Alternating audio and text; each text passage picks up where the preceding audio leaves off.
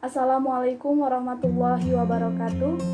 Puji syukur kami panjatkan kehadirat Allah Subhanahu wa Ta'ala atas limpahan rahmat dan hidayahnya, sehingga kami di sini menyelesaikan tugas karya tulis ilmiah Sistem Informasi Akuntansi dengan berjudulkan Analisa Sistem Pembelian Obat pada Apotik Hana.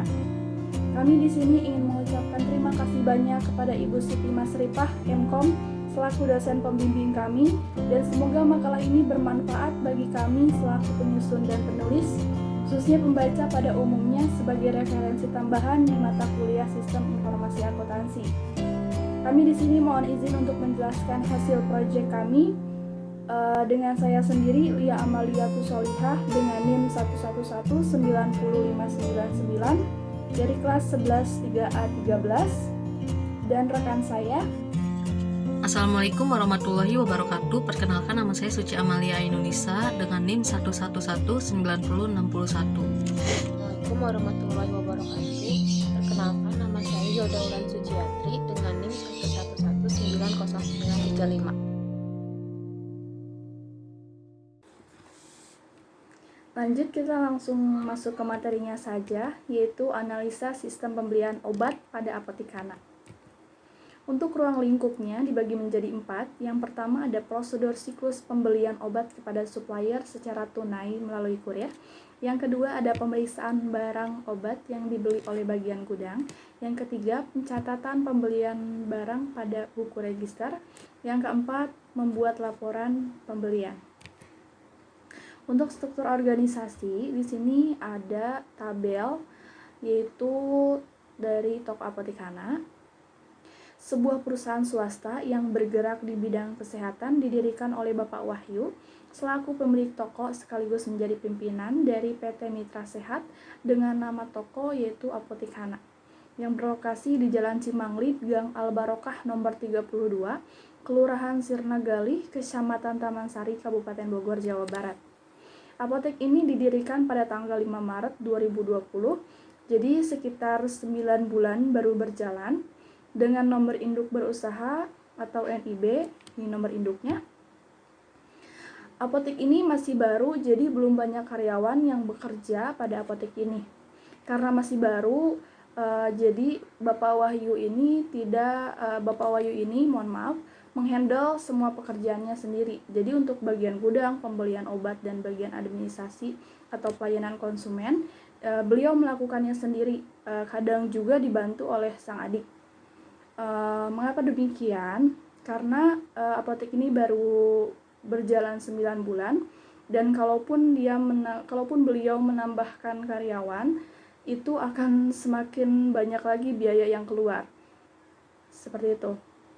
Dan struktur organisasi dari toko apotik Hana meliputi pemilik atau pimpinan toko, bagian gudang, dan kasir, yaitu dari Bapak Wahyu sendiri. Untuk proses bisnis sistem berjalan dibagi menjadi 4 proses. Yang pertama ada proses permintaan, yang dimana pihak bagian gudang apotik akan memeriksa stok obat di gudang untuk memastikan stok obat lengkap atau tidak untuk dijual kembali. Jika stok menipis, maka pihak bagian gudang apotek akan membuat list yang akan dibeli yang dilampirkan beserta list penawaran harga atau LPH dari supplier. Yang kedua ada proses pemesanan, di mana pemesanan saat ingin melakukan pesanan pihak apotek harus terlebih dahulu mendaftar ke supplier dengan melampirkan berkas yang diperlukan. Saat akan melakukan pesanan pihak apotik Hana, tidak harus datang ke tempat karena pesanan biasanya melalui via WhatsApp atau media sosial lainnya, tapi lebih cenderung ke WhatsApp saja, ke supplier, lalu pesanan akan diantarkan oleh kurirnya. Yang ketiga ada proses pembayaran. Supplier akan mengirimkan obat beserta faktur ke apotekana yang diantarkan oleh kurirnya. Kemudian pihak apotek akan melakukan pembayaran secara tunai melalui kurir yang mengantarkan obat tersebut sesuai nominal pada faktur. Pihak apotek akan memeriksa jenis, jumlah, dan harga obat guna melihat kelengkapan dari obat yang dipesan sesuai dengan nota. Berdasarkan faktur yang diterima dari supplier, pihak apotek membuat dokumen dan dicatat dalam buku stok obat atas obat yang telah diterima. Yang keempat, ada proses laporan yang dimana dokumen yang telah dibayarkan dan dibukukan yang dilengkapi dengan faktur, nota, beserta list penawaran harga lainnya di akhir bulan. Pihak apotek akan memeriksa buku dan pengeluaran atas pemesanan stok obat untuk disesuaikan nominalnya. Setelah itu, pihak apotek akan membuat laporan pembelian obat. Cukup sekian materi yang bisa saya sampaikan. Kurang lebihnya mohon maaf. Wassalamualaikum warahmatullahi wabarakatuh. Baik, selanjutnya saya akan membahas tentang diagram activity sistem berjalan. Dikarenakan pada toko apotek Hana masih menggunakan sistem manual, maka UML yang dibuat hanya dalam bentuk activity diagram. Bagian yang terkait dalam sistem ini adalah bagian gudang, pemimpin toko, supplier, dan kasir. Ada beberapa activity diagram yang dianalisis, yaitu activity diagram proses permintaan, activity diagram proses pemesanan, activity diagram proses pembayaran, dan activity diagram proses laporan. Oke, di sini saya akan menjelaskan yang pertama, yaitu activity diagram proses permintaan. Di sini start mulai dari bagian gudang, yaitu mengecek stok obat di gudang. Lalu ada decision bila barang tidak menipis, maka kegiatan finish. Namun jika barang menipis, maka bagian gudang membuat nota yang dilampirkan dengan list barang. Lalu dikirim ke pemimpin toko, lalu pemimpin toko menerima list barang yang ingin dibeli. Lalu kegiatan finish. Selanjutnya saya akan membahas yang kedua, yaitu activity diagram proses pemesanan, di mana di sini start mulai dari pemimpin toko. Pemimpin toko sudah menerima nota dan setelah itu mengirim nota list barang kepada supplier. Lalu supplier menerima nota pembelian dari apotekana. Setelah itu supplier mengirim obat yang dibeli oleh apotekana dan memberikan faktur melalui kurir. Setelah itu kegiatan finish. Selanjutnya ada activity diagram proses pembayaran, di mana start mulai dari pemimpin toko. Di sini pemimpin toko menerima faktur dan menerima barang dari supplier, lalu melakukan pembayaran secara tunai. Setelah itu bagian gudang akan mengecek barang obat yang dibeli, apakah ada barang yang rusak, expired, atau jumlah yang dibeli tidak sesuai. Selanjutnya bagian gudang akan memberikan dokumen yang dicatat ke dalam buku registrasi, dilampirkan dengan faktur. Setelah itu pemimpin toko akan menerima dokumen dari bagian gudang beserta dengan faktur. Setelah itu kegiatan finish. Pada pengecekan barang, jika terjadi kerusakan, expired, atau jumlah yang dikirim tidak sesuai, maka pihak apotek akan mengkonfirmasi kepada supplier via WhatsApp. Bagi obat yang rusak dan expired, maka akan digantikan dengan obat yang baru. Lalu pihak supplier akan mengirim obat baru tersebut melalui kurir. Dan untuk jumlah obat yang tidak sesuai pun sama prosedurnya, untuk konfirmasi terlebih dahulu via WhatsApp, lalu akan dikirim kembali melalui kurir. Namun retur ini sendiri pihak supplier tidak menggunakan dokumen khusus untuk proses retur. Selanjutnya saya akan bahas tentang activity diagram proses laporan. Di sini startnya mulai dari bagian gudang. Bagian gudang akan mengarsipkan semua dokumen, nota list barang, dan faktur. Setelah itu akan diberikan kepada pemimpin toko. Pemimpin toko akan membuat laporan pembelian.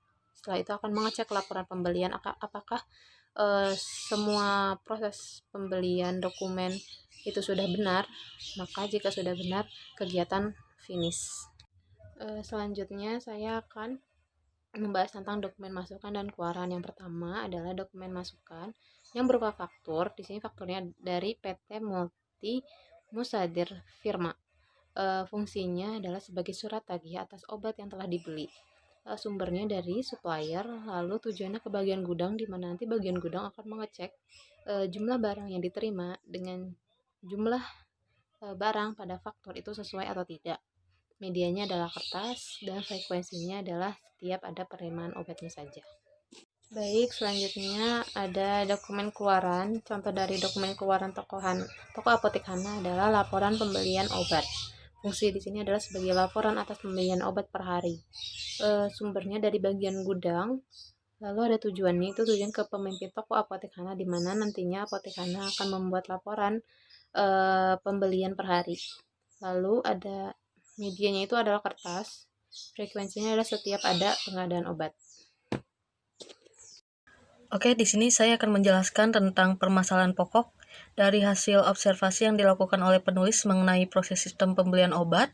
Maka dapat dikemukakan bahwa sistem pembelian obat pada apotek Hana masih dilakukan secara manual atau belum terkomputerisasi, sehingga menimbulkan berbagai masalah, diantaranya sebagai berikut. Sistem pembelian obat pada apotek Hana masih dilakukan secara manual dengan menggunakan Microsoft Excel. Kedua, tidak dibuatnya data obat yang akan dijadikan list penawaran harga saat pembuatan nota. Ketiga, tidak dibuatnya data pembelian saat obat telah diterima. Keempat, terlambatnya pengiriman obat secara keseluruhan, terkadang obat tidak lengkap yang dikirimkan. Kelima, penyimpanan dokumen yang masih dalam bentuk arsip, sehingga menyulitkan dalam pencarian serta terlalu banyak kertas yang digunakan. Keenam, tidak adanya laporan stok persediaan obat. Dan ketujuh, tidak terjaminnya keamanan data dalam penyimpanannya. Dan yang kedelapan, tidak dibuatnya data supplier jika suatu saat nanti supplier lama digantikan oleh yang baru. Dan selanjutnya, di sini ada pemecah masalahnya, yaitu dengan melihat berbagai macam permasalahan yang ada pada sistem berjalan, maka untuk mengatasi permasalahan tersebut, penulis mengajukan beberapa alternatif pemecahan masalah pada apotek Hana sebagai berikut. Yang pertama, menghasilkan informasi yang benar dan akurat tentang data-data yang ada dengan cara mengalihkan sistem manual menjadi sistem komputerisasi. Kedua, dibuatnya data obat yang dapat memudahkan pihak apotik melihat harga obat yang telah dikirimkan oleh supplier sebagai list penawaran harga. Ketiga, dibuatnya data pembelian obat telah diterima oleh pihak apotek sebagai dasar untuk pembuatan laporan pembelian.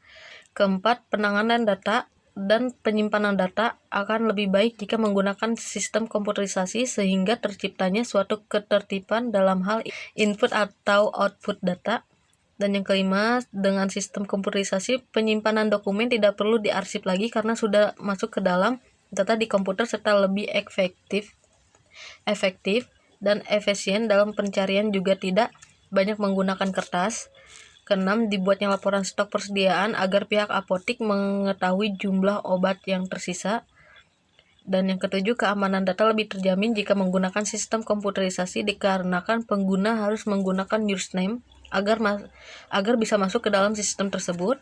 Dan yang kedelapan, dibuatnya data supplier agar memudahkan pihak apotek mencari informasi supplier untuk melakukan pemesanan atau penambahan supplier baru.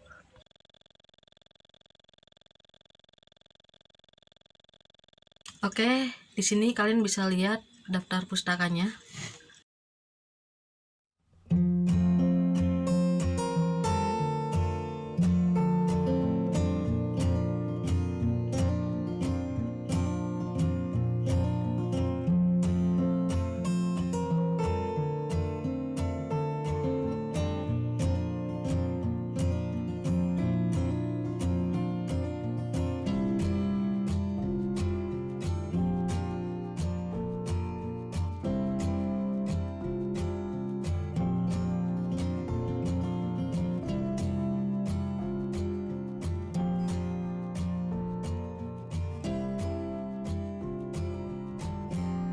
Sekian dari kelompok 4, mohon maaf jika masih banyak kesalahan dan kekurangan.